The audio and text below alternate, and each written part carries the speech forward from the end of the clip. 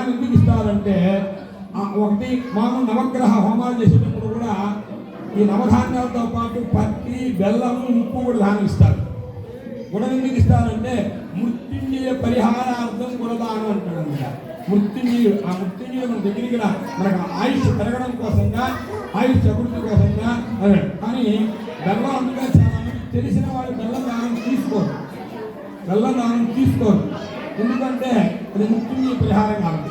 అయితే ఆ బెల్లం దానం చేయాలని ఎవరు ఇంకొకటి మనం దానం చేసేటప్పుడు కూడా బాగా గుర్తుపెట్టుకోండి. అబ్బా నా దరిద్రమంతా వాడికి పోయింది అనుకొని ఇస్తే అక్కడికి పోతుంది.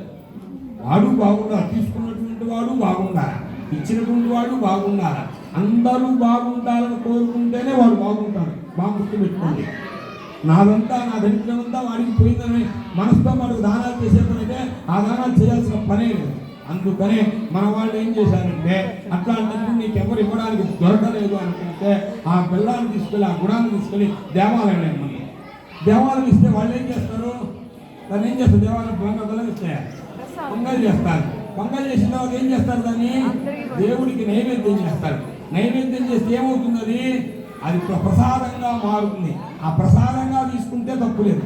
ఆ ప్రసాదం గుడిలోకి వెళ్ళి ఆ ప్రసాదంగా తీసుకుంటే అంటే వాడి దగ్గరికి వెళ్ళి అది రూపం మారి ప్రసాదంగా వస్తుంది కాబట్టి ఆ ప్రసాదం తీసుకున్నట్లయితే మనసుకు ఆయుష్ పెరుగుతుంది, ఆయుష్ పెరుగుతుంది. అంతేగాని అయితే దీనికి ఇంకొక ఉదాహరణ అనమాట. స్వామి నాకు ఒక్క దొన్ని చాలు, నేను గిన్నె తెచ్చుకున్నాను, గిన్నెలో పెట్టాను అనుకోండి, దాని దోషం కూడా మీరు గిన్నెతో పాటు తీసుకోవచ్చు. ప్రసాదం ప్రసాదంగానే తీసుకోవాలి, గుర్తుపెట్టుకోండి. ప్రసాదం భోజనం, ప్రసాదం వేరే, ప్రసాదం వేరే, భోజనం వేరే. ప్రసాదం ప్రసాదంగానే తీసుకోవాలి. అంతేగాని భోజనంగా తీసుకుంటే దాంతోపాటు దోషాలు కూడా తీసుకోవచ్చు. అలాగే ఇక్కడ బెల్లం గురించి చెప్పుకుంటున్నా. బెల్లం అంటే మృత్యుంజయ పరిహారార్థం. ఆ బెల్లం తీసి అమ్మాయి తల మీద అబ్బాయి, అబ్బాయి తల మీద అమ్మాయి పెట్టేటప్పుడు అమ్మాయి ఏం చెప్తాం? అసలు తల మీద ఎప్పుడు చేయి పెడతాం మనము? ఎవరి తల మీద ఎప్పుడు చేయి పెడతాం మనము? ప్రామిస్ ఆశీర్వదం చేసేటప్పుడు, దాని తర్వాత ప్రామిస్ చేసేటప్పుడు కూడా పెడతాం. ఎందుకంటే మన మీద ప్రామిస్ చేసుకోవాలన్నమాట. ఎదుటి వాళ్ళ మీద ప్రామిస్ చేస్తే ఇబ్బంది లేదు కాబట్టి ప్రామిస్ చేస్తాం అన్నమాట. అయితే ఆ ప్రామిస్ చేస్తుంది అక్కడ తండ్రి తన అబ్బాయిని తల మీద పెట్టి నిన్ను మృత్యుంజయుని చేస్తానని ప్రామిస్ చేస్తుంది అమ్మాయి. అమ్మాయిని మృత్యుంజయుడు అంటే నీతో కలిసి నీ సత్సంతాన్ని కలిగి దాంట్లో పుత్ర సంతానాన్ని కలిగి నీ వంశాన్ని నిర్వీర్యం కాకుండా చేస్తానని ప్రమాణం చేస్తుంది. అమ్మాయి వచ్చిన దానివల్ల ఆ ఇంట్లో పుత్ర సంతానం కలిగితే ఆ వంశం నిలబడుకుంటుంది. పుత్ర సంతానం లేకపోతే ఆ వంశం అక్కడ ఆగిపోతుంది అని. అలాగే అబ్బాయి కూడా అమ్మాయి తల మీద పెడతాడు, నిన్న ఆ వంశంలో తీసుకొచ్చుకొని నీ కీర్తి ప్రతిష్టలు పెంపొందిస్తాను అంటాడు. ఎలా అంటే బెల్లంతో పాటు ఇంకో పదార్థం, ఏ పదార్థం అది? జీలకర్ర. జీలకర్ర ఏం చేస్తాం? ఆడవాళ్ళకి తెలుసు. జీలకర్ర ఏం చేస్తాం? ఒకవేళ జీలకర్ర అయిపోయింది ఇంట్లో వంట ఆగిపోతుందా? వంట ఆగిపోతుంది కదా. జీలకర్ర వల్ల వచ్చినటువంటి వేరే, కానీ ఆ జీలకర్ర వేస్తేనే ఆ వంటకి వాసన.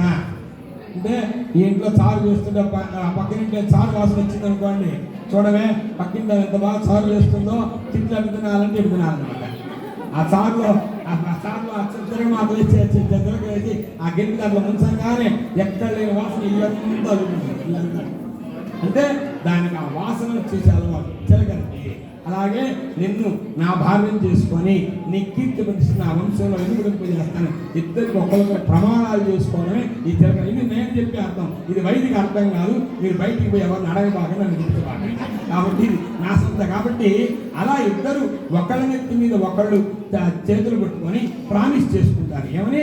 నిన్ను మృత్యుంజయుని చేస్తాను. అమ్మాయి చెప్తే నిన్ను నా ఇంట్లోకి తీసుకున్నా నా భార్యగా చేసుకొని నీ కీర్తి ప్రతిష్ట మా ఇంట్లో అభివృద్ధి చేస్తానని చెప్పి అమ్మాయికి ప్రమాణం చేయడమే ఈ యొక్క కార్యక్రమం. అదేవిధంగా ఇక్కడ ఇద్దరు అమ్మాయిలతోటి వెంకటేశ్వర ప్రమాణం చేస్తున్నాడు. ఏమైనా ప్రమాణం చేస్తున్నా అంటే శ్రీదేవి తల మీద జీలకర్ర పెట్టి, అమ్మా నీ మీద జీలకర్ర పెట్టాం కాబట్టి ఈ భూలోకంలో ఉండేటువంటి మన భక్తులందరికీ కూడా ఎటువంటి ధన సంబంధమైనటువంటి ఎటువంటి కీర్తి సంబంధమైనటువంటి కూడా నీ ద్వారా నేను తీరుస్తానని చెప్పగాలు చేస్తాడు. భూదేవి మీద పెట్టి జీలకర్ర పెట్టి, అమ్మ నీతో కలుపుకొని ఈ భూమి మీద ఉండేటువంటి సకల చరాచర దృష్టిని దీంతో ఆయురారోగ్యాలతో చేస్తున్న ప్రమాణం చేస్తాడు ఆయన.